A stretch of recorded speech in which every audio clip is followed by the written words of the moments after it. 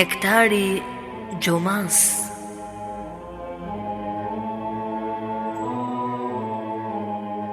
Prezanton Fondacioni Kur'anit.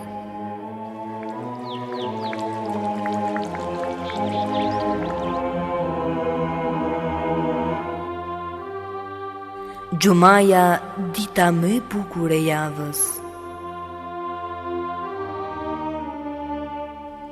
Gjumaja, simboli unitetit të muslimanëve.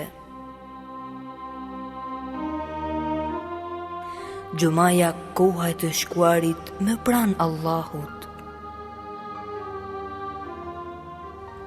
Gjumaja, lulishte me lule të shumta e të ndryshme, me të cilat zbukurohet shpirti.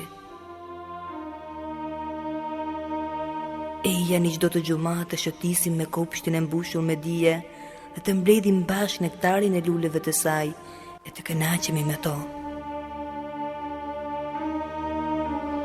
Çdo ditë të gjuma jemi me ju nëpërmjet emisionit Nektari Gjumas.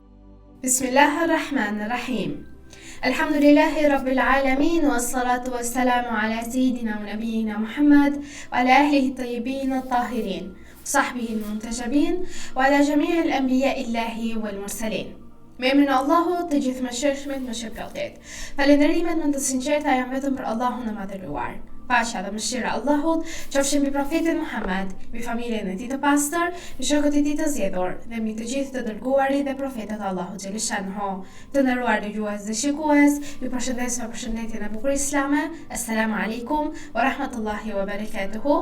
Paqja, mëshira dhe begatia e Allahut qofshin mbi ju.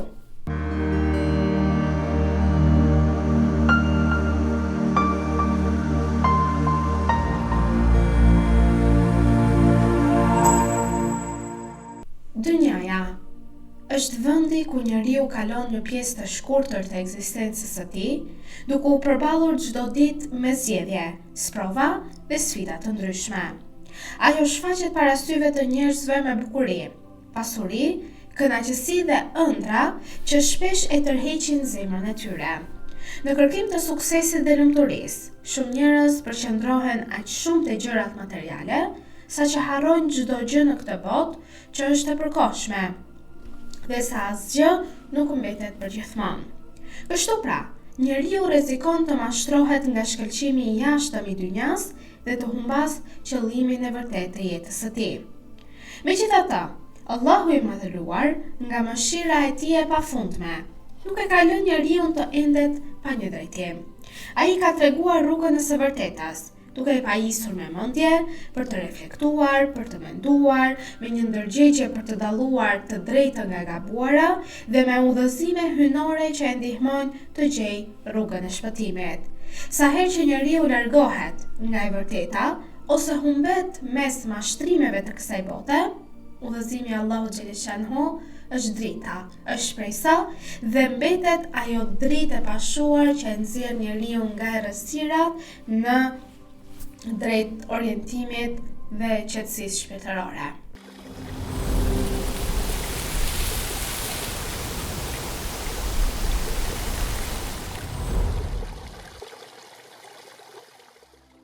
Të dashur vëllezër dhe motra, në emisionin Nektari Gjumas për ditën e sotme, do ju ftoja të ndiqnim suren e 87 të Kuranit familjar, suren Ala. Me emrin e Allahut, të gjithë mëshirshmit, mëshirplotit.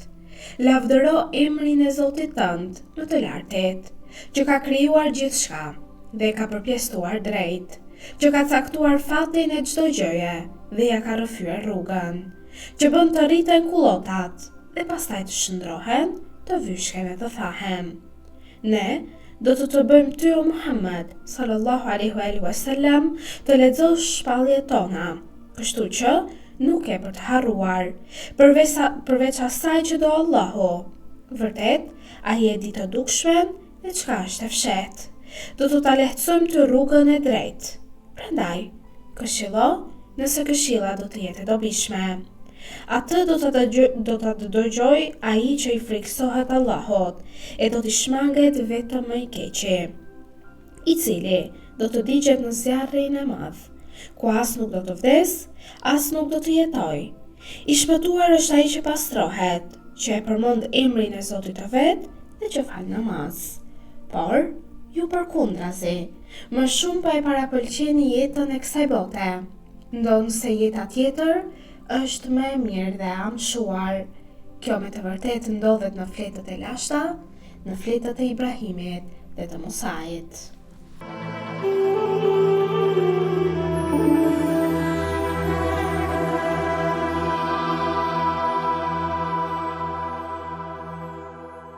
Të nderuar dëgjues dhe shikues, në këtë moment e ka ardhur momenti i rubrikës së temës për ditën e sotme, ku në programin e këtij xhumas do ftoja që të ndiqim për sot temën Dynjaja të mashtron, por Allahu çdo ditë më shumë të udhëzon drejt së mënyrës.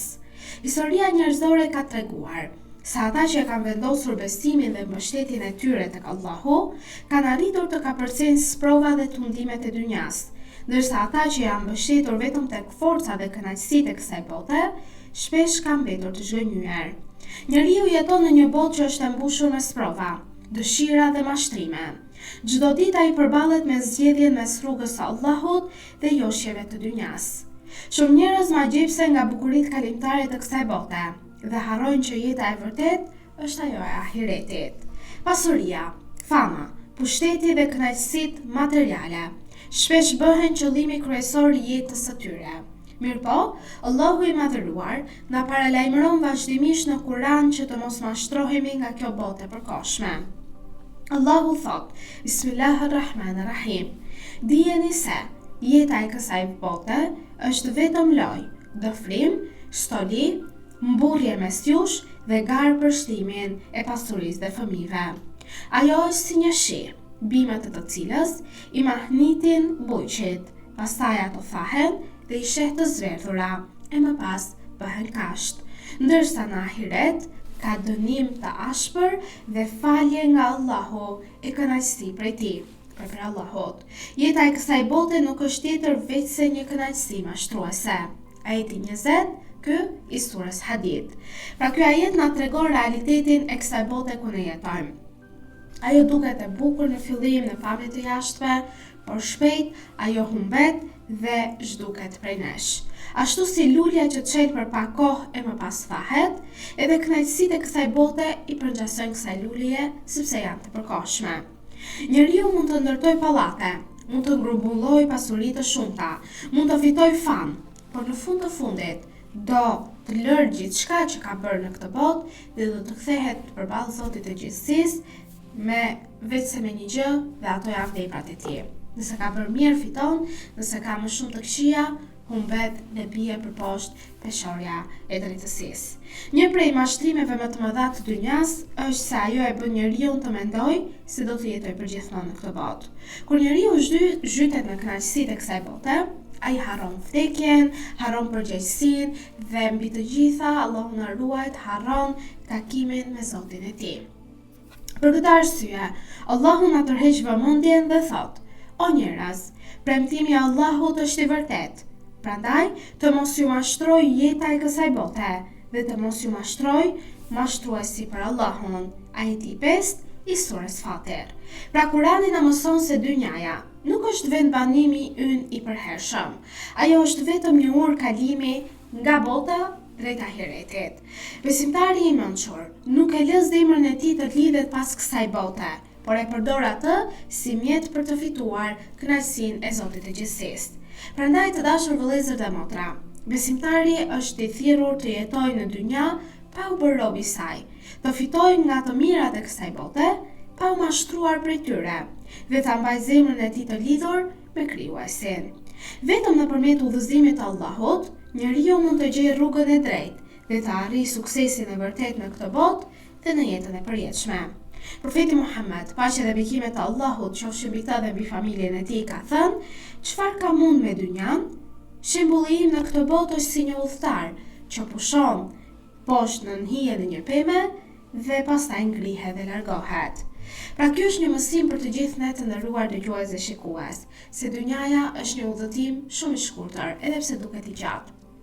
Ditët, netët aq shpejt kalojnë sa njeriu nuk e kupton se nga një moshë e caktuar ka arritur në një moshë të caktuar. Ashtu si një udhëtar që ndalon për pak kohë në një vend, por fund të ditës ai do largohet nga ai vendi sepse nga vetë emri është udhëtar dhe vazhdon rrugën e tij, dhe ne jemi po ashtu të njëjtën gjë në këtë botë. Jemi udhëtar në këtë botë dhe bëjmë më të mirën, mos sa prishim këtë botë, mos prishim rregullin që ka caktuar Allahu i Madhëruar dhe të ecim drejt fitimit të më së mirës. Allahu nuk e lë njeriu kushtësi pa udhëzim. Ai ka dërguar profetët, ka dërguar librat hynor dhe argumentet e qarta për ta nxjerrë njeriu nga errësira e mashtrimit në dritën e së vërtetës. Allahu i Madhëruar thot në Kur'anin e shenjtë: Bismillahirrahmanirrahim. Allahu është mbrojtësi i atyre që besojnë. Ai i nxjerr ata nga errësirat në dritë. Ajeti 257 i surës Bekare. Sa herë që njeriu humbet rrugën, Allahu i hap dyert e udhëzimit atij. Sa herë që zemra e rrësohet nga mëkatet, Allahu e ndriçon atë me dritën e Kuranit. Prandaj, udhëzimi i Allahut është dhurata më e madhe që mund të jepet njeriu në këtë dynja. Kurani është udhërofyesi që e shpëton njeriu nga mashtrimet e kësaj bote. Allahu thot: Bismillahirrahmanirrahim. Ky është libri për të cilin nuk ka dyshim, është udhëzim për të devotshmit. Ajeti 2 i surës Bekare.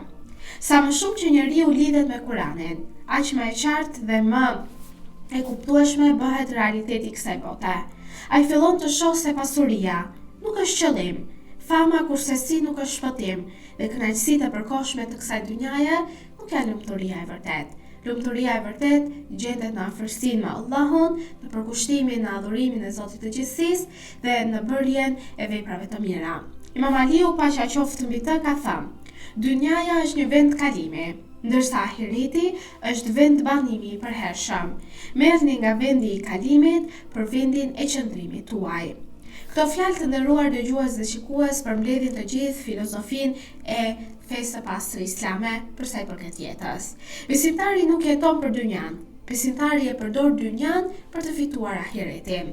Ai punon, fiton, ndërton dhe përparon në këtë botë, sepse kështu është i programuar, është krijuar njeriu, por zemra e tij mbetet e lidhur me Allahun dhe jo me pasurinë e kësaj bote.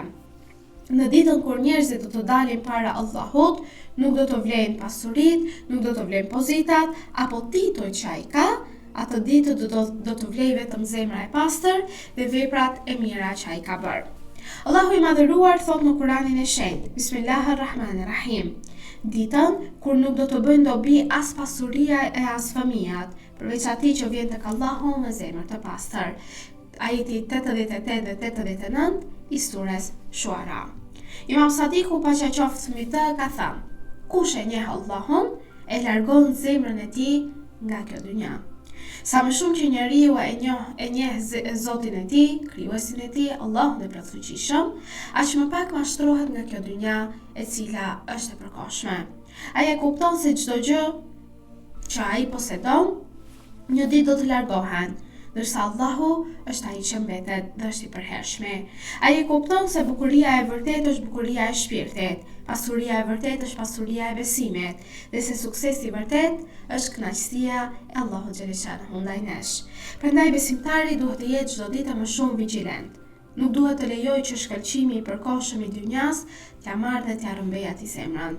Duhet të kujtojë gjithmonë se çdo ditë më shumë e afron po i afrohet atij takimi me Allahun, prandaj të garojmë që të bëjmë sa më shumë vepra të mira dhe të zbatojmë fjalën dhe urtësinë e Zotit të Gjithësisë.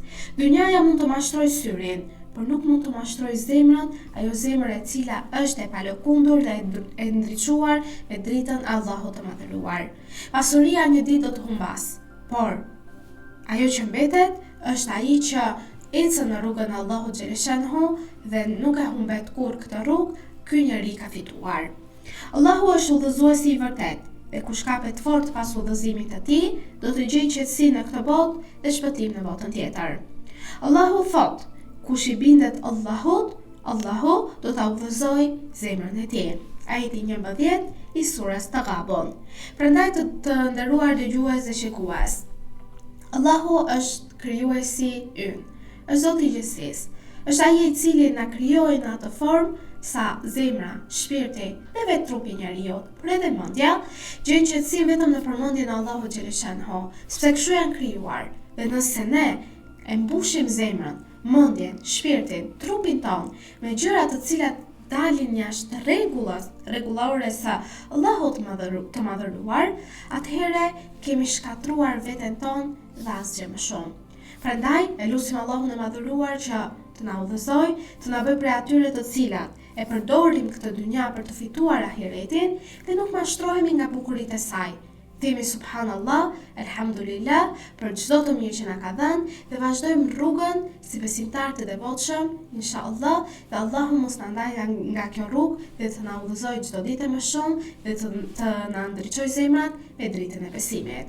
Në këtë moment të nderuar dëgjues dhe shikues, duke ju uruar një xumë të begat, duke ju uruar që Allahu t'ju mbarsoj, t'ju dhënë më të mirat, ju përshëndes me përshëndetjen e bukur islame. Assalamu alaikum wa rahmatullahi wa barakatuhu.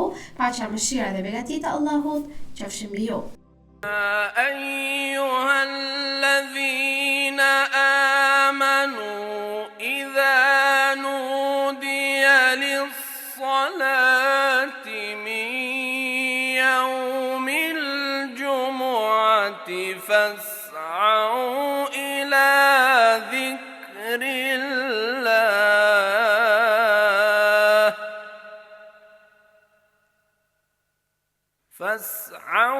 إلى ذكر الله وذروا البيع ذلكم خير لكم إن كنتم تعلمون.